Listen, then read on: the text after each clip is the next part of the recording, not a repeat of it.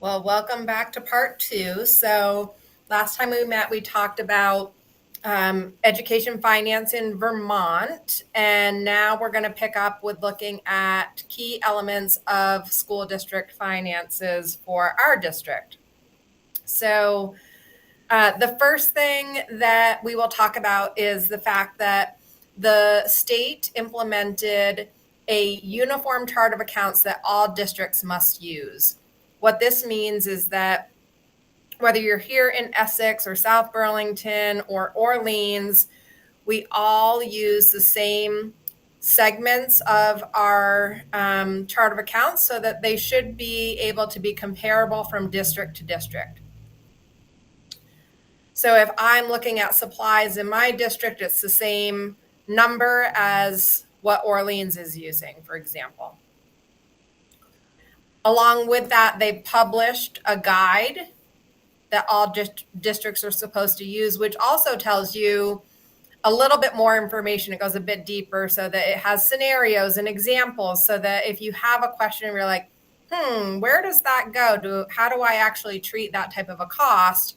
You can look in the handbook and it should provide you with guidance. And if you don't have the answer you need, then we also have a committee, a Uniform Chart of Accounts and Handbook Committee through the Vermont Association of School Business Officials that will help business managers give them guidance on where things should go. So we're really working hard toward having consistency in reporting from district to district so that we can do comparisons. It's not perfect, though, I will say that. All of our budgets across the state are broken up into funds. So we use fund accounting, and funds represent different sources of money. The vast majority of our spending happens in our general fund.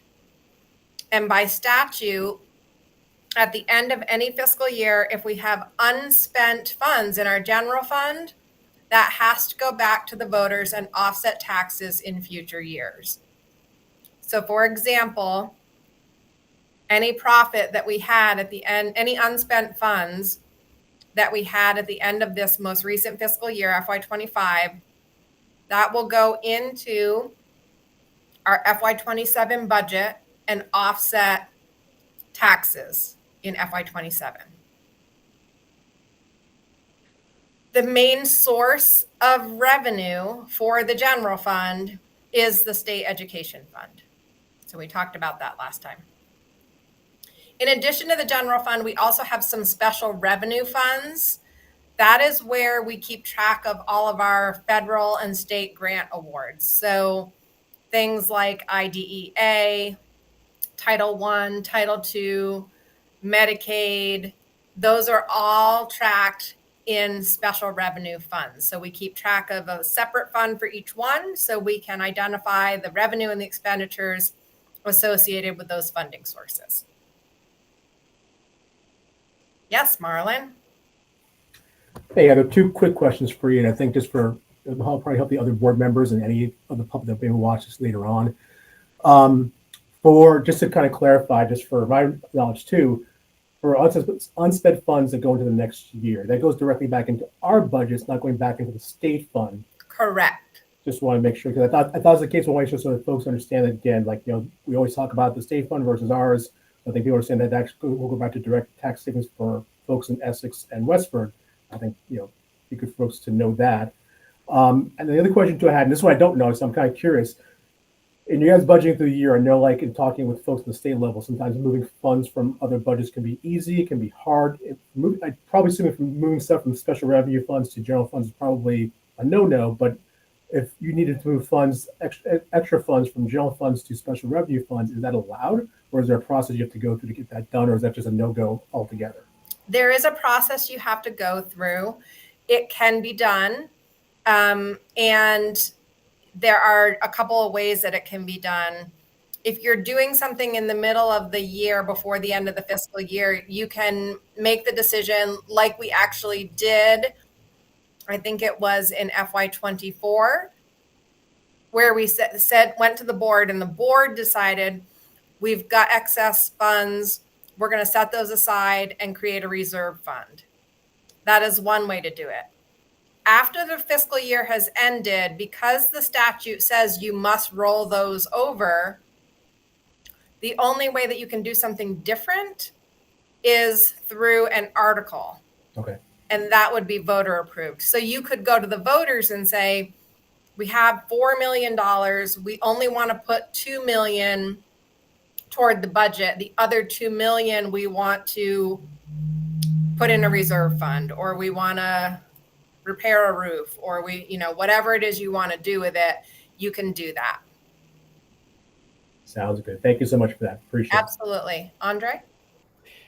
Is there a situation where primarily the state funding is based on per pupil student count?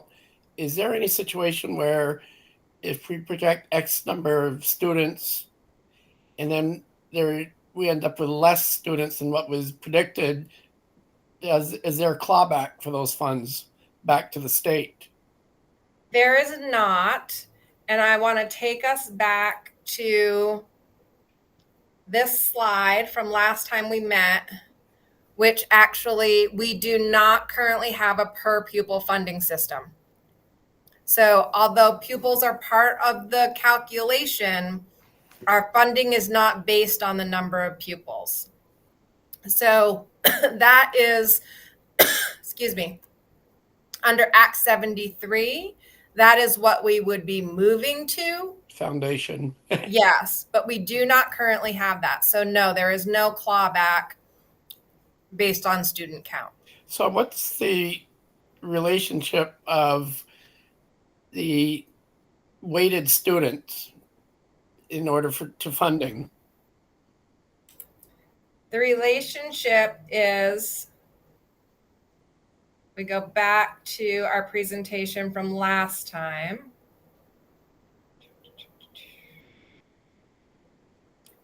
It is a part of the tax rate calculation. So we use the pupils in order to get to a net ed spend per pupil. I see. And then we divide it by the yield, and that gets us to our tax rate. Okay, thank you. You're welcome.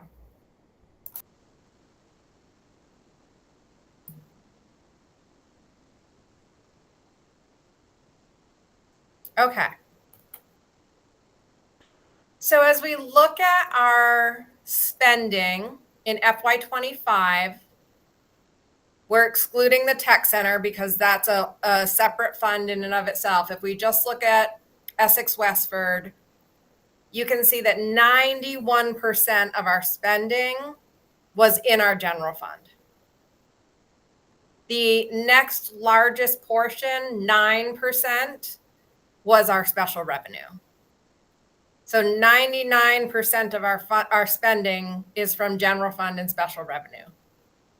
We then have some other smaller funds in there that amount to 1% when you add them all up, but very minor. So that's why focusing on our general fund is where we want to be spending our time and energy, because that's where so much of our spending happens.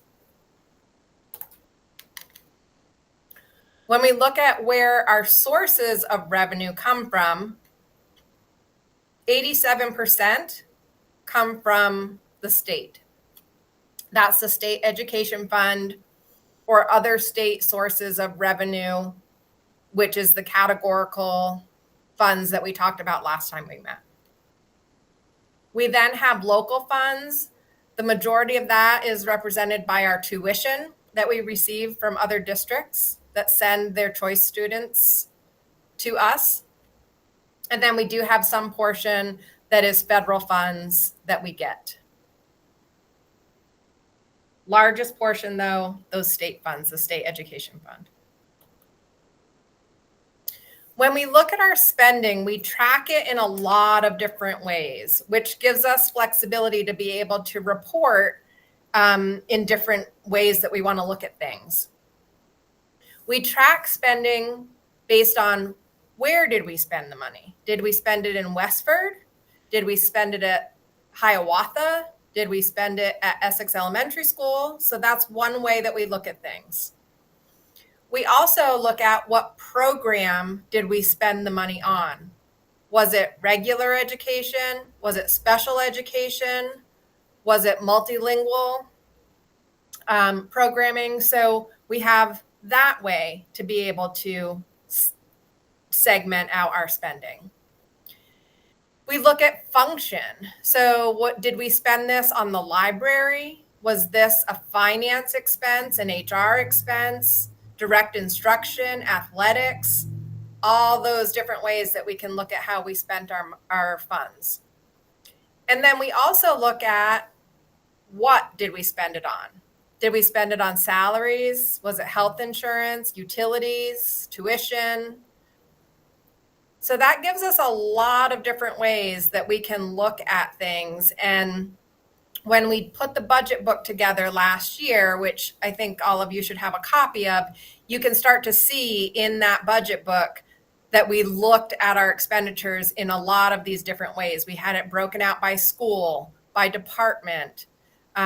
We looked at what it was spent on in the categories. So that uniform chart of accounts that we use in the state gives us the flexibility to be able to look at things in these different ways. All of that being said, as we know, about 80 cents of every dollar that we spend goes towards salaries and benefits.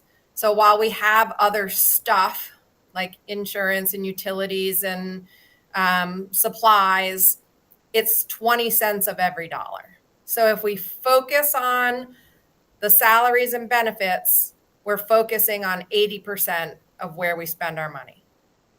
Make sense?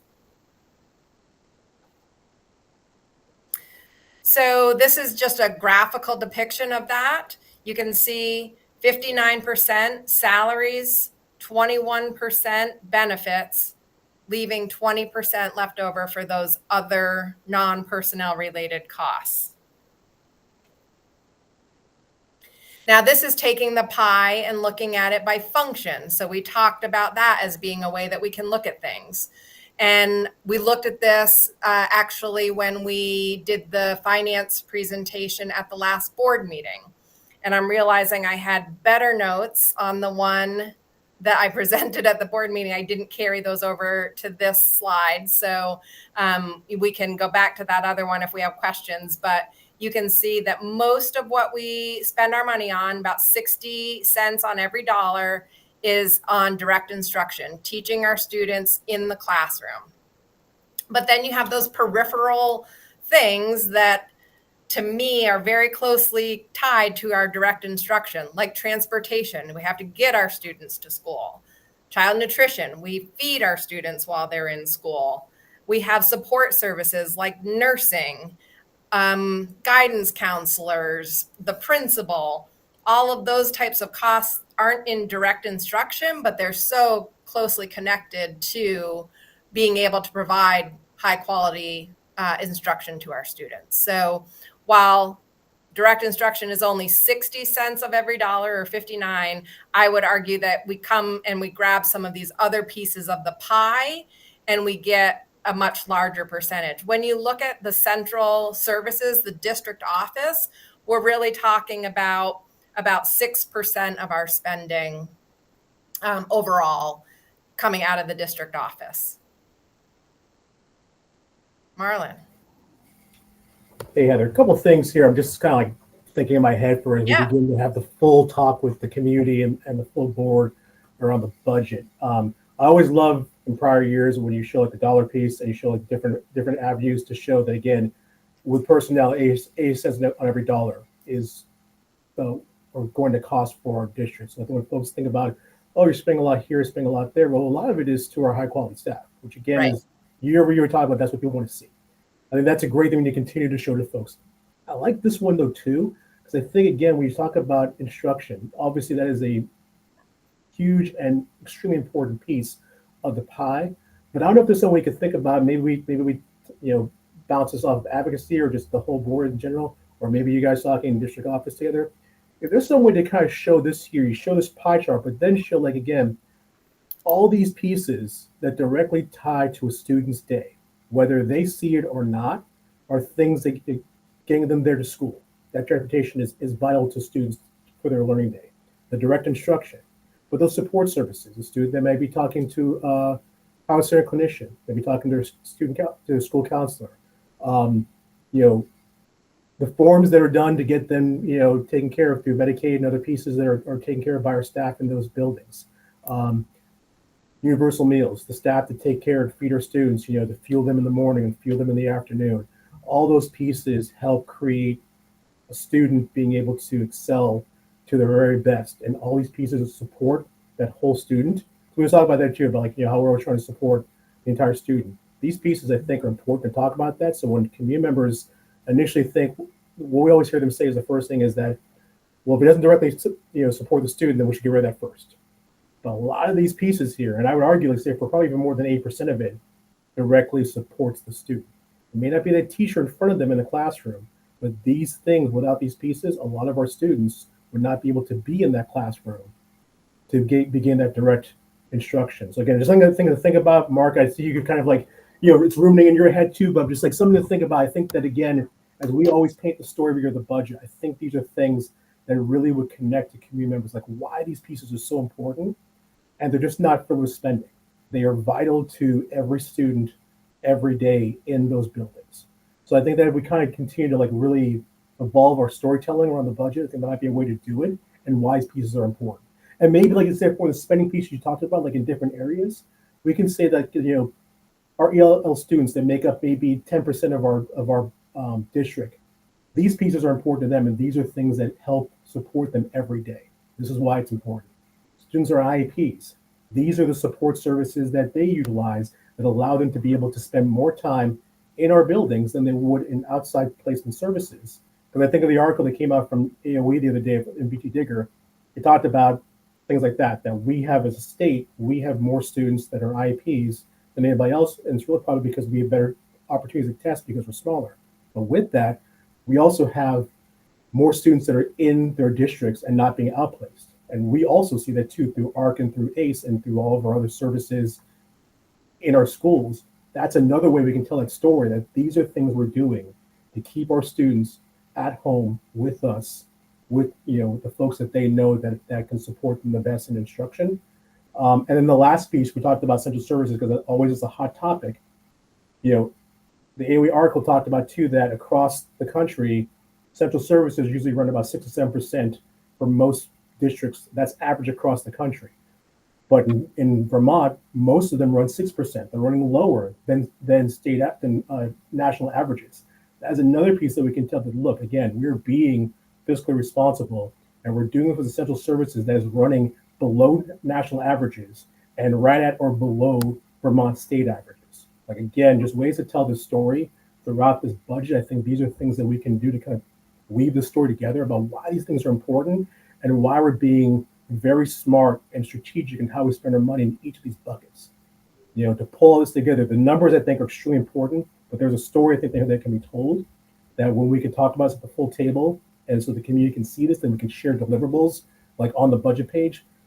That's where my mind goes this year. I think there's a lot that we could pull out of it to really be able to educate the community about all these pieces in the budget and why they are vital to every student in some way, shape, or form. Some more than others, but it is important. Yeah, I agree. Totally. Thank you. Yeah. Oh, so I guess I forgot that I was being helpful. I just did it on a separate slide. So here is for some of those areas that are not as obvious to what falls into those categories, this gives you some examples of what is included in those categories. So then as we think about what is our audit and financial monitoring for us as a district and specifically for the finance committee as well, we do have an annual audit that is required by statute. It's also, we are also required under federal guidelines to have a federal grant audit because we receive over a certain threshold of, I think it's at 750,000 now. If you get more funding than that from the federal government, then you have to have a federal compliance audit. So we do have those every year. And then we present the audit to, in the past, it has been to the full board. I think that's a question on whether that still goes to the full board, or if that's something that comes to the finance committee with a report out. But we do go through that audit and we do look at some of the important key sections and some changes year over year on what things look like, so that the board can have, it's a thick audit report. I don't expect that many of you are sitting down at your tables at night and reading 100 pages worth of audit reports. But so I try and really do the best to highlight the things that I think these are the things you really want to definitely be paying attention to. Yes, Marlon. Just want to add one other thing, I think about the audit there. I think when we get the full committee here, I think we should definitely talk about that. Do we want that also here at the committee, or do we want that for the full board? I would lean towards the committee, but I would default to my committee members to make that final decision. But I'm thinking, again, other ways to help educate the community. Audits are on the page, they're on the budget page. We've shared that with folks time and time again. But I think when the new audit comes out for this past year, I think when we set the budget page for this upcoming year, maybe having that audit up towards the top, just like in the early stages, and then it'll move down as we go further along, might be a good idea, because to show where we've come from and where we're going to go to next. I think folks always want to know, well, what do you guys spend money on? And they don't know a lot of times where to go dig for the audit. I think maybe sharing that most latest audit and saying, if you want to find more, here's the link to the audit page. I think as we share that more and more folks and they do their digging on their own, they're going to see the hard work that you and your team have done, and how, again, we're following state guidelines, we're following federal guidelines. And again, there's extensive information out there for them to find, that if they really want to do the digging, go through the audit. I share this audit so many times on social media, folks, because they think that we're not doing this, but you guys have been doing this since the first day we became a district. Yes. So I think that being able to share this with folks would be a great thing, and just sharing just the latest one. And those that are really policy wonks, if they want to go deeper, they can go deeper. But again, when that first question comes up about wanting to dig into stuff, look at the audit. The information is there. It's all there. So. Yep, absolutely. I can let Ben know that, and we can add it. I think that is one of the challenges with our website is where things are located, and it's not always easy to find. Like, where would I look to find the audit, right? And so I think that's a great suggestion, to just put it right there on the budget page so that people know it's there. I think off season, yeah, where it's at right now is perfectly fine. But I think, again, when folks are trying to get their head wrapped around the budget, I think pulling it all together, giving them a snapshot of last year, and then letting them see what we're looking to do for next year. That's the way to do it. So, and therefore, a lot of questions get answered, because we always try to shun people to that page anyway. So we want to make it as much as a one-stop shop on that one page. So I think just giving people a snapshot of the past is a great way to start them off. So yeah, I agree. Thanks. Okay, and so the other piece around financial management is that there is this, what I will say is a bit of an antiquated piece of legislation. The legislation isn't so much antiquated, the form and the questionnaire are antiquated. So the legislation requires that we submit to the board by December 31st of each year this financial management questionnaire. And so we do that, and we do submit it. What you're seeing on the screen is not the entire questionnaire, it's just a portion of it. And but when you read through the questions, and I don't know if there's any on here that look, these aren't too bad, but when you read through the questions, when you get it this year, you'll see that some of them almost make it sound like we're still working on ledger paper with an abacus. And so some of the questions I think really could use a good updating, but we do that, and we get it to you every year. So you'll be seeing that in the next couple of months.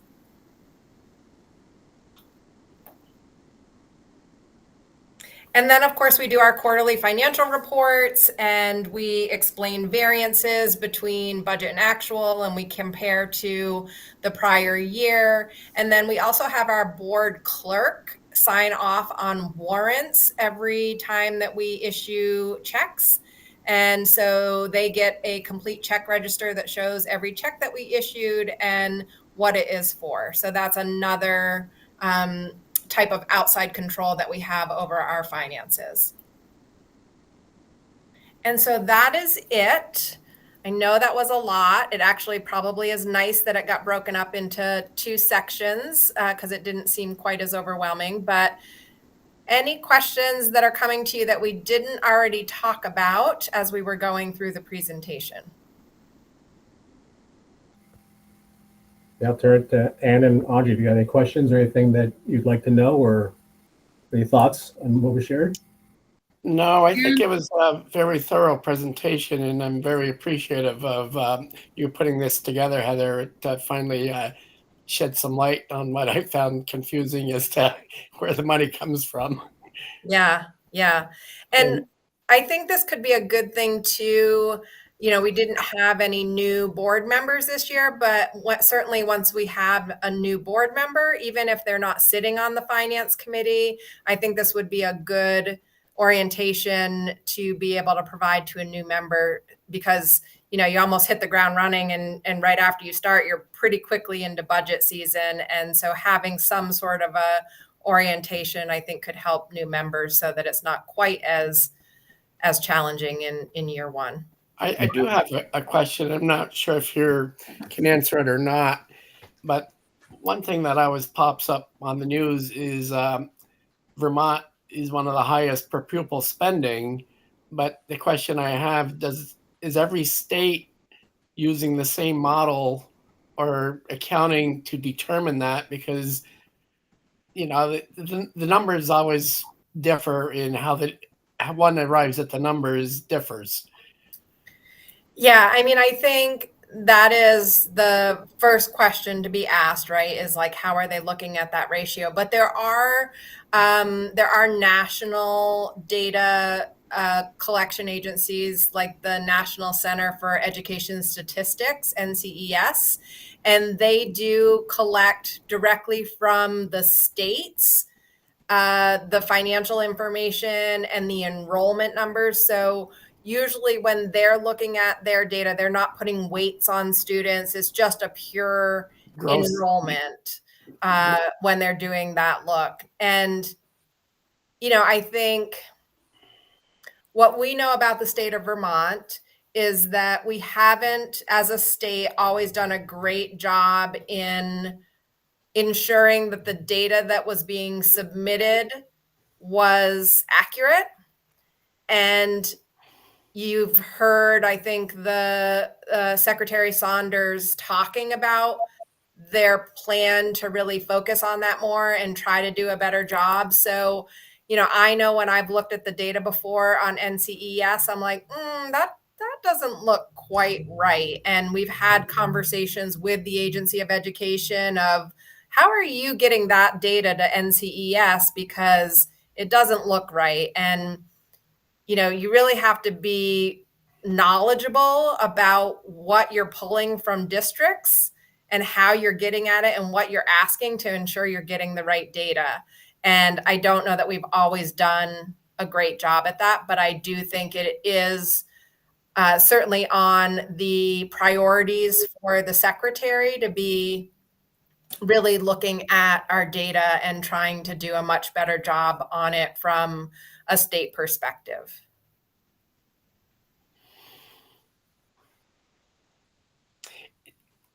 Okay. Yeah, I was going to add in, back to what you talked before about new board members, Heather. I think definitely this should go, we can put this part of the onboarding board members. We can, so I mentioned before, we'll stitch these 2 videos together. So it'll be about an hour worth of training. But I think that for new board members, when they come on board, we'll ask them to go through this here and then sit down with either their mentor or with one of the board officers to answer any questions first. And if they have more questions, we can loop you in to answer any of the details and stuff. I think this would be a great primer for anybody, board member or community members, to watch us to really understand better about the budget. Ms. Kerr. I'm also, Marlon, I will just offer that I'm also happy to each year that we need to do it in person rather than a recording. I think it would give, especially if you've got more than one new member, it gives them a chance to ask questions together, learn from each other. And certainly, things may be changing here in the near future. So They might be, yes. I'm always happy to redo this so that we can give new members that opportunity to ask questions in person and be able to learn with each other. So I don't mind doing that, and I'll just put that out there. Thank you. I appreciate that. Yeah. And again, we may, there'll definitely be a year coming up sooner rather than later. We may have some high turnover. So definitely want to be able to set those new board members up for success. I think even again, as Andre can attest to, and I can definitely attest to, this was great because there were things that I think both of us did not know. And we've been doing multiple budgets with you guys for years now. So again, it was a great learning experience. So again, can't thank you enough for doing this for us. Greatly, greatly appreciate it. So